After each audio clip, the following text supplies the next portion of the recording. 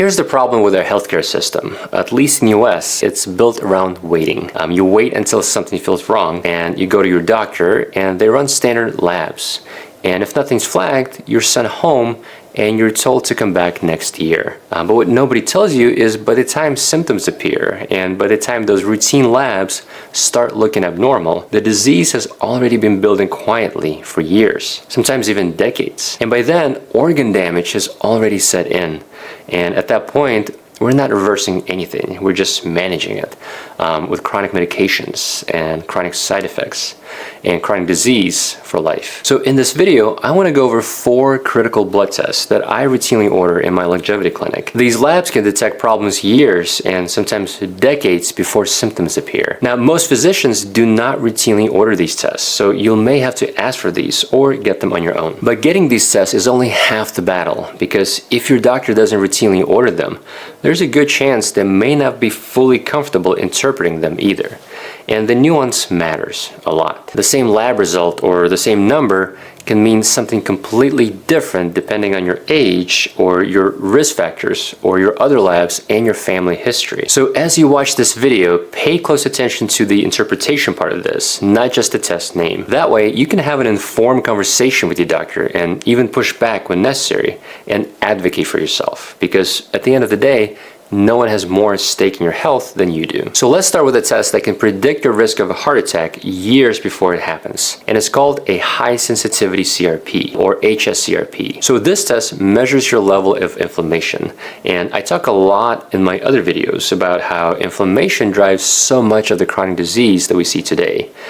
Things like heart disease and strokes, cancer, and even dementia. And checking high sensitivity CRP is a way to actually quantify that inflammatory burden. Now, you may have heard of the regular CRP test, which doctors order for infections or autoimmune flares, but that test only picks up on large and obvious spikes of inflammation. The high sensitivity CRP test is far more sensitive, and it can detect that low-grade smoldering inflammation, the kind that causes 0 symptoms but has been quietly damaging your blood vessels for years. And here's what makes this important. Atherosclerosis, which is that buildup of plaque inside your arteries, is just as much of an inflammatory disease as it is a cholesterol disease. So 2 people can have identical LDL numbers or ApoB numbers, but the one with higher chronic inflammation is at a significantly greater risk. And the evidence for this is pretty strong. And by the way, I talk about how you should approach LDL and ApoB and other important tests you need to keep track of in another video. And I'm going to post a link to that in the description below. So here's the study that put inflammation on the map. So this was the CANTOS trial, where they enrolled over 10,000 patients with known heart disease and whose LDL was relatively well controlled with a median LDL of just 82 milligrams per deciliter. But they still had high sensitivity CRP, so a level of 2 or above. So basically their cholesterol numbers look fine, but inflammation was still elevated. Well, the researchers gave them a drug that specifically blocked inflammation with 0 effect on LDL. And just by lowering that inflammation alone, major cardiovascular events dropped by 15%. Now, the patients who got their high sensitivity CRP down to below 2 did even better. So these folks saw a 25% reduction in major cardiovascular events and a 31% reduction in all-cause mortality, which is basically death from any cause. And there's a more recent collaborative analysis of over 31,000 statin-treated patients that show that patients with a high sensitivity CRP of 2 or above had roughly double the risk of cardiovascular death compared to those with low levels. And that was regardless of their LDL number. And this is not to say don't worry about your LDL, because that's still important and is still a major cause of atherosclerosis or plaque buildup. But we cannot neglect inflammation. In fact, the American College of Cardiology published a scientific statement that emphasized that high sensitivity CRP predicts your risk of heart disease just as well or even better than our standard cholesterol numbers. So with high sensitivity CRP, we want our numbers to be below 1. And if it's elevated, the goal is to find out why, because it's almost always something fixable upstream. It could be insulin resistance or excess weight or disruptive sleep or even poor dental health or emotional stress. Okay, the next test I want to talk about is fasting insulin. And this lab is almost never part of a routine physical, which is a real problem. What's typically checked is fasting glucose or hemoglobin A1C. But here's the problem.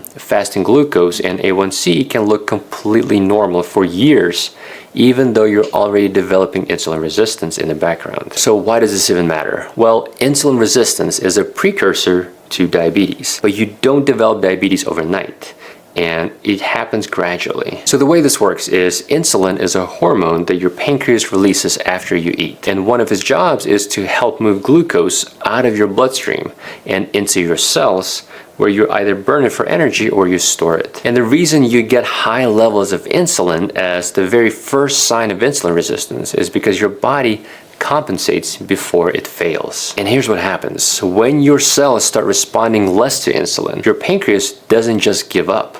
It starts working overtime, and it releases more and more insulin to force that excess glucose into your cells, especially muscle cells. And this can mask the problem for years and even a decade. Your pancreas is overproducing insulin to keep the blood sugar completely normal. So your fasting glucose and your A1C look fine, but behind the scenes, insulin levels are climbing, and chronically high levels of insulin is not harmless. It can drive visceral fat accumulation, and it raises your blood pressure, and it accelerates plaque formation and atherosclerosis, and it even increases your risk of cancer and fatty liver, and it even impairs your brain function over time and contributes to the development of dementia. So there was a study that was published in The Lancet where they showed that elevated insulin levels predicted type 2 diabetes up to 13 years before the diagnosis. So this is a huge window of opportunity to reverse that process completely before too much organ damage sets in.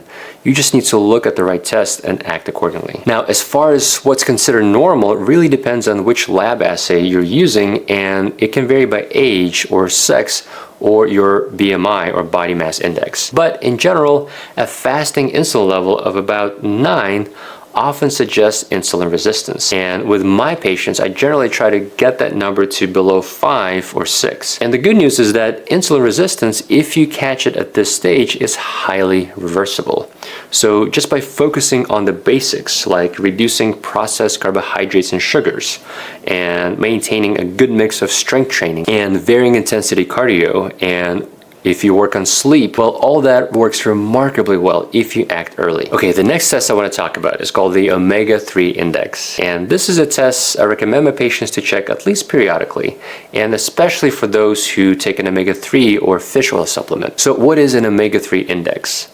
Well, it's a simple blood test that measures the percentage of EPA and DHA, which are the two key omega-3 fatty acids in the membranes of your red blood cells. So basically, it just gives you a status of where you stand when it comes to omega-3s.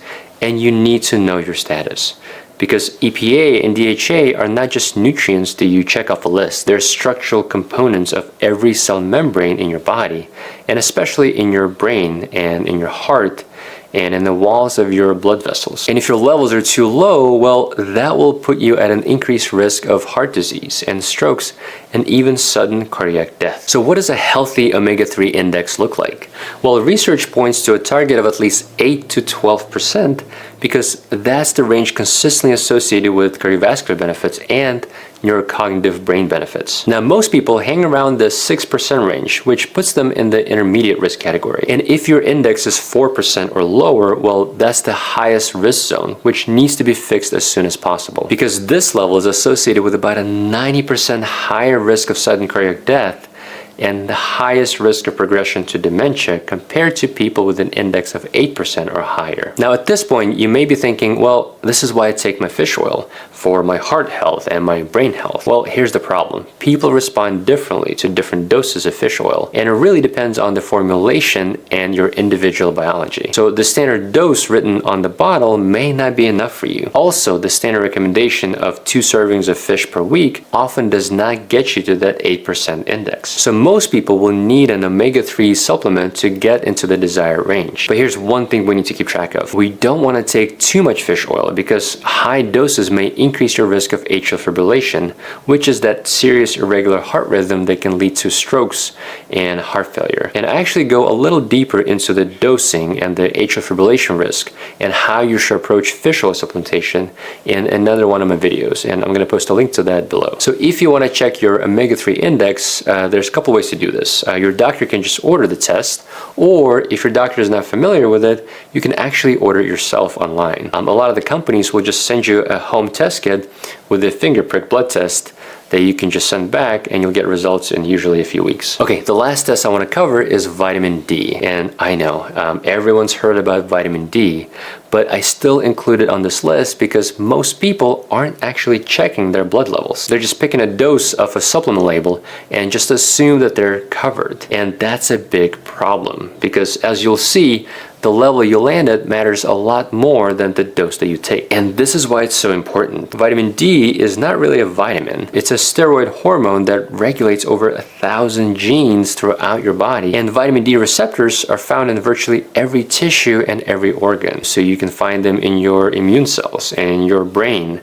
and your heart and your gut, you name it. So when you're chronically deficient, it's like a master control switch that's turned down across hundreds of biological processes all at once. And we have studies that link low vitamin D levels to higher risk of heart disease and diabetes and autoimmune conditions like multiple sclerosis and rheumatoid arthritis. And low vitamin D levels are also associated with faster cognitive decline and higher all-cause mortality. So the stakes are very real. Now, many people who do think about vitamin D, they just focus on the dose, and that's a problem. There's a recent study published in Nutrients that identified a statistical error in how the Institute of Medicine calculated the recommended daily allowance for vitamin D. And when the data was reanalyzed correctly, the authors found that the RDA should have been set significantly higher than the previously recommended 600 international units. But they also noted a substantial variability in the dose required based on your body's weight. So two people taking the same dose can end up at completely different levels. So the dose is meaningless without knowing the level and how your body responds to it. What we should be doing is dosing to a specific target. And there's actually quite a bit of controversy on what the level should be, but with my patients, I typically recommend levels of at least 40 to 60. But that target level really depends on individual medical history and what we're trying to accomplish. With my patients, our focus is usually on longevity and health span. So we put a lot of emphasis on trying to lower our overall cancer risk. And there's a lot of studies like this analysis of 2,300 women that suggest that vitamin D levels of greater than 40 were associated with a 67% lower risk of all invasive cancers. And there was a systematic review published last year that concluded that maintaining levels above 40 significantly lowers cancer risk and mortality from many different types of cancers. Now, once again, this is not a blanket recommendation, and your scenario may be different. So I would definitely talk to your doctor to figure out where you need to be. Now, to be clear, a lot of those cancer studies are based on observational data. So as we often talk about, we can only infer association, but not necessarily causation. Meaning, when you look at observational data, people with higher vitamin D levels might simply be healthier, or they may spend more time outdoors, or they may be exercising more, or they may have lower body fat. All of those things may lower your cancer risk just on their own.